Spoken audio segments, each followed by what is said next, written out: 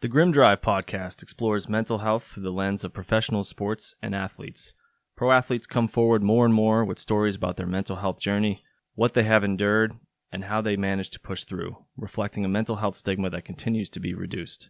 Pro athletes also leverage mindset to achieve peak performance, as well as representing and often driving elements of popular culture through the use of social media, technology, and personal branding.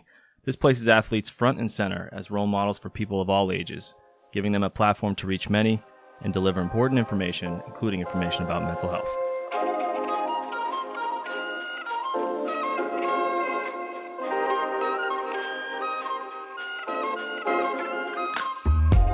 Welcome to the Grim Drive podcast, where we explore mental health through the lens of professional sports and athletes. My name is Jonathan Busfield. I'm joined here by my co-host, as always, John Cuna. Today we're going to be discussing pro sports and salary. So this topic, it's come up a few times in the last few years, and I've always found it really fascinating. And recently, I think there was someone on, someone on my Facebook universe that mentioned something about the WNBA and the salary of, I think, Sue Bird, one of the top WNBA players, and had a comparison kind of graphic to LeBron James, and it got me thinking, because there was a lot of polarizing comments on there, and people are very entrenched on this discussion. Yep. About whether that's reflective of discrimination or whether it's reflective of something else, or they should be paid the same, or that kind of thing. And I think it's a very fascinating topic to me. It's very nuanced. I don't think it's, one size fits all across the board between sports and players and things like that, which we're going to get into. I think the most common example is U.S. soccer, men's U.S. soccer team and women's U.S. soccer team. And a few years ago, the women's U.S. soccer team really excels and just crushes the competition. And it's kind of like the opposite of the men's team, right? The men's team really struggles and doesn't do a whole lot. On Pretty the big world disappointment, stage, right? Yeah. And I'm not exactly. You might know more about why that is, which we can get into in a little bit, because I know, maybe in the U.S., less has been invested in soccer development amongst players when compared to like other sports and things like that. But that clearly doesn't affect the women, because the women are excelling at a whole nother level, and they usually win the World Cup, correct? And like they're the best, globally. So, what came up is that they were being paid less by the U.S. than the men's team for the U.S., despite the fact that they win everything, and the U.S. men's team wins absolutely nothing for the most part. Yep. And led to a very polarizing dialogue, on social media and between different people who thought different things. And I think that's the main example. So maybe we'll kind of start with that. The more recent update is that the U.S. Soccer Federation did take a major step, requiring equal pay for both teams, which I think is great. But I'll start with you in terms of what your thoughts are on that specific realm of things in terms of men's soccer and women's soccer in the U.S., the national teams, and what that means. Yeah, there's obviously a pretty big discrepancy, right? The U.S. women's national team wins everything there, and that's not a new phenomenon. They've been doing that for decades.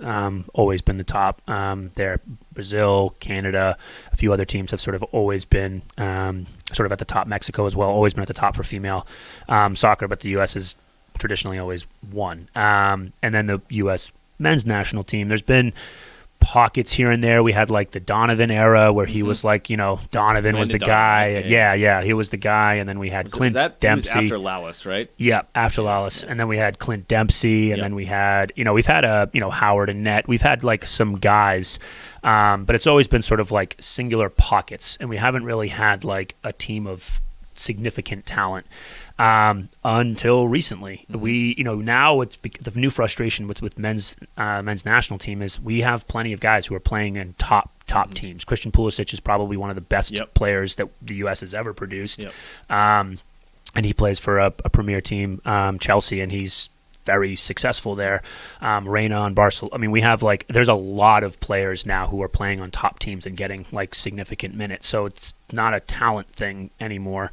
But when they come together, there's just no cohesion, and they just are, in my opinion, a pretty significant disappointment. I think things are shifting potentially, but I'm not entirely optimistic, and I'm a pretty optimistic person in terms of men's national team. I think some of the things that are deterrents for them being super successful, I think U.S. soccer is not the number one sport. If you go to Europe, South America, really anywhere else in the world, soccer is like the number one sport. So in terms of recruiting top talent, it's easier for training programs or soccer clubs to obtain talent because that's where people who are highly athletic want to be playing. In the U.S., soccer's like usually number 4 or 5, right? So I believe that argument less and less as the years go by, but it is a reality that the top athletes, for the most part, don't go into playing soccer because if you're that competitive and that athletic and that good, and you see athletics as something that's going to be like your career, you don't get paid a lot in soccer for men's and especially for women's. You don't make a top salary. And if you're looking at like multi-millions of dollars for basketball or baseball or football or something else, and looking at maybe 6 figures for soccer, you're like, well, obviously I'm not going to be choosing that. Yeah. So I think that's definitely a big deterrent for like just from a recruiting standpoint. And the other one that's a big drawback is like youth programs for soccer are not the same that they are overseas, especially in Europe. They take training camps very seriously. And in the U.S., it's like, hey, you've got a 5-year-old, let's go kick the ball around for like an hour, right? But in Europe, it's like, let's do drills, let's do training, let's get them like prepared, let's teach them about the game. It's much more of a process and a more wraparound one as opposed to just like a passing time. So those are 2, I think, real big deterrents for why the men especially have been sort of a drawback. And it's interesting because the same situation is for the women too, right? But they've excelled, right? So there's obviously something that's going on that's different. I think comparatively, pay amongst women's sports is just across the board significantly less than men, so maybe that's not as much of a deterrent. But I'm not really sure. But the women have found a way to really come together, and I think that is the difference between as a fan, when I'm watching the women play and the men play, I find myself far more frustrated watching the men play because there's just a total lack of cohesion. Right? There's no sense of camaraderie. There's no sense of team. It does feel a lot like watching 11 individuals play a game. And a comparison that I give is Real Madrid back in like the 90s, early 2000s. Real Madrid from Spain, one of the top teams, usually consistently always. And they had like Beckham, Zidane. They had some of the best players to ever play the game. And they weren't that good. Because they could not find a way to play together. And that's the biggest difference that I see between the men and the women. The women have very clearly been able to, and you watch them play, and you're watching a unit, a very efficient unit play soccer. When you watch the men, it's not the same. I think Christian, again, this is speculation, but I think Christian puts a lot of pressure on himself to like be the guy. And I think you see a lot of that in men's sports, like this hero ball mentality, like I have to be the guy to lead. And I don't think you see the same thing within women's sports. It's much more centered around like we as a collective unit need to work towards a unified goal. And I don't see the same thing for men's. That's sort of my overall take on that. Yeah, no, it's interesting. And I think, for when I look at soccer, I think there's the independent leagues versus the national stage, right? I think those are 2 different things in terms of like payment and stuff like that. Yep. And then there's salary versus endorsements. And I think a lot of this stuff is dictated by, it's a capitalist society, right? It's a capitalist system. And so the bigger market is going to lead to the bigger payments. That's usually what happens. Now, you could argue from a country perspective, a U.S. national team perspective, that maybe just like the Olympics, that maybe they should be paying all athletes that participate for the country the same. Yep. I would actually agree with that because I think you're representing a country. It's just different. Whereas when you look at, individual markets, what they get paid is determined like everything else by what the market is, right? What is the market there for that product? And a lot of people are uncomfortable with the whole athlete as product kind of reality. But it is a reality, and I think we have to wake up and just accept it. Like, is it the right way to do it? I don't know. Is capitalism the best system? That's a whole different conversation, right? I'm sure we could set up a time to discuss that. I'm not an expert on capitalism versus other forms of economic development or government or things like that. Right. So I don't know. But that's neither here nor there. The reality is that's the system we live in, and as long as it is, and people are paying to see things on TV, then it's driven by what the market is. Is the market for women's soccer the same as market for men's soccer? No. The answer to that is no. Now, look, to me, I think it depends on what sport you're looking at, because I don't think this is the same across the board. I'm not saying at all that I prefer to watch men's sports over women's sports unanimously, because it's not the case. There are a lot of women's sports I find more entertaining, and I would pay more money to watch them. Tennis, I would say, is about equal to me. Gymnastics, rather watch women. Swimming, I think, is kind of equal to me. Trying to think of other sports. Like, a lot of them I either prefer to watch women, or I think it's even. Yeah. But there are some sports where, and I don't think it has anything to do with gender. I think it has to do with who is putting the best product on the field or the court or whatever. And then if they happen to be men, they happen to be men. If they happen to be women, they happen to be women. I don't think that's really all that relevant. I think it's just who's going to put the best product on the court or the field or the ice or whatever. And I'll give an example. Like, for basketball, I don't want to watch the G League. And it's not because, like, I dislike those players or they're, it doesn't matter if they're men or women. It's because they're not putting the best product on the court. Right. I want to watch NBA players because they're playing at the highest level and they're doing things physically that no one else is doing. And to me, that is what I want to see as a consumer. I want to pay big money to see that. Yep. I don't care about the G League. I don't really care about the WNBA. It's not because I don't like those people or because I hate women. It's because I like the product that's on the court for the NBA better. To me, that's a higher level product. I think it's the same with football.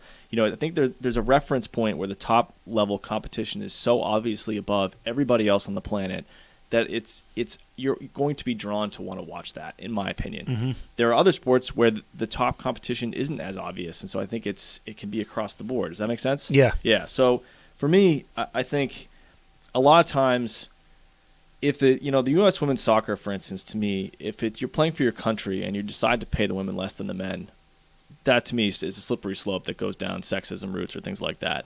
But in terms of LeBron James making more money than Sue Bird, I'm sorry. It's not because Sue Bird's a woman.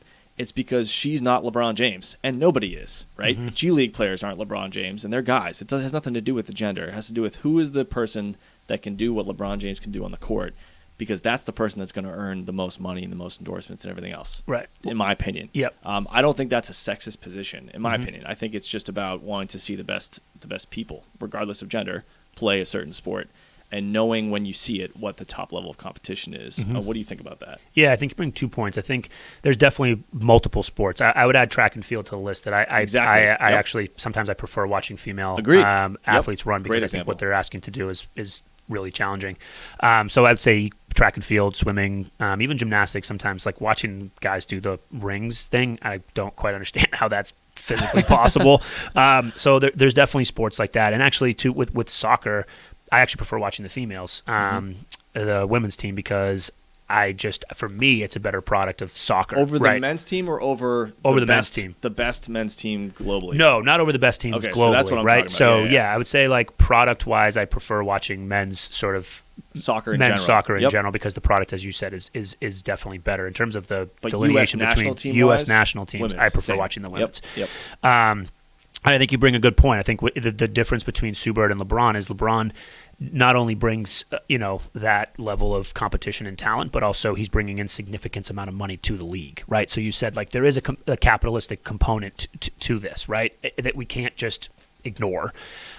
He's making the league millions and millions of dollars, and I don't know if that's the same situation for that. So I think that's definitely something that comes into play.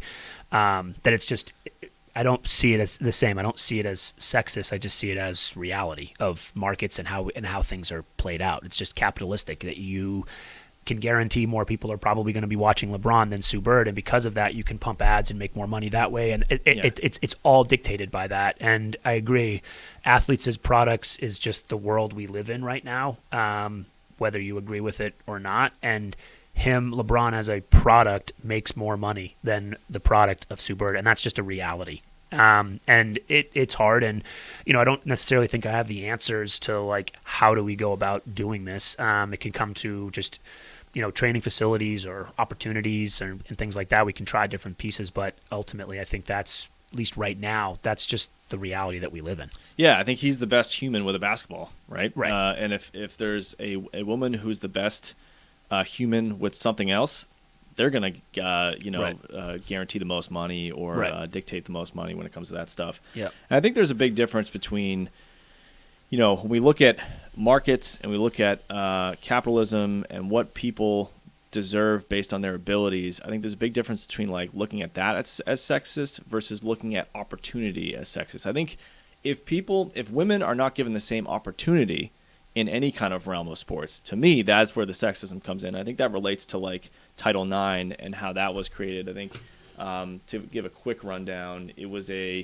Title IX is a federal civil rights law in the United States of America that was passed as part of the Education Amendments of 1972. It prohibits sex-based discrimination in any school or other education program that receives federal money.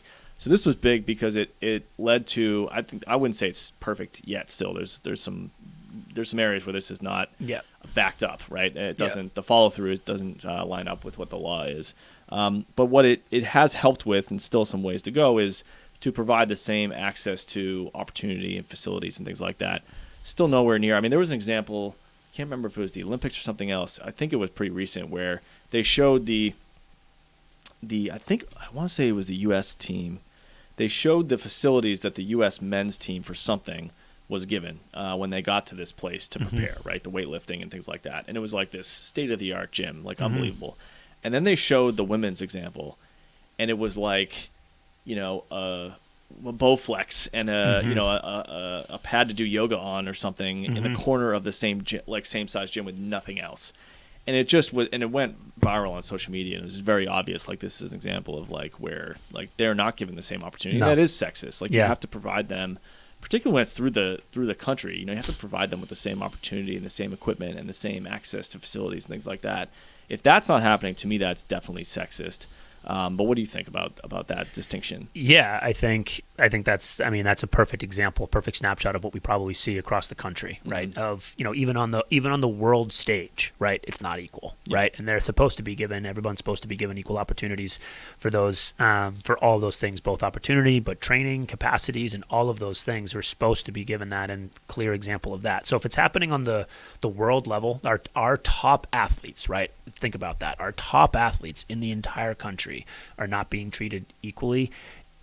You better believe that that's happening everywhere else in the country. Yeah. And, places are looking for how to trim budgets or how to make ends meet. And this is probably a place to be able to do that, of like, we're giving equal opportunity, whatever that warped vision actually looks like. You can almost guarantee it's not equal, almost positive across the board, both training facilities and things like that. Definitely not. And I would bet that a D1 football powerhouse like Oregon's training facility for the men is probably different than the female training facility for any other sport at that school. Mm-hmm. Guaranteed, right? Oh, yeah. Guaranteed. And I think that is happening from the top all the way to the bottom. Well, and there's, I would draw one distinction or one element that relates, and it's federal facilities that are given access to federal funds. Mm-hmm. And so I don't know how that relates to like D1 football schools in terms of whether they accept federal dollars. I don't think they do. Maybe they do. I don't know. They probably do for, student loan aid or student aid or financial aid for students, that kind of thing. Yeah. So maybe, I don't know if it crosses not sure that line, if it's like academic versus sports. But I mean, look, there's pro stuff, and then what we've talked about recently, we haven't really got into it actually on the podcast, but you and I have had discussions about them sort of changing the rules when it comes to paying college athletes who are performing at the highest level. So even that level is going into sort of the pro realm.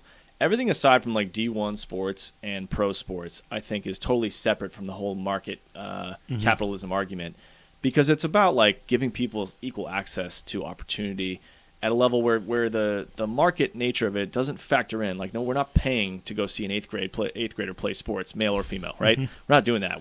So they should be given the same opportunity regardless, because free market economy does not relate to that at all. So it should be about, hey, they're going to the same school, they should get the same opportunity. Once you get into the pro level, then it's a little bit different, because you're guided by how much revenue is coming in, by what fans pay, and that dictates what they want to invest in facilities to get their players to get better. Right. So I think there's a line there, but I agree with you, because what happens is the line doesn't actually hold, the boundary doesn't hold. No. That shit, excuse my language, but that starts up at the pro level or D1 level, permeates into the all the way down, the youth sports level, and does reflect all the way down what opportunities and facilities and fields they're given access to and things like that. And that's where that should never happen. Yep.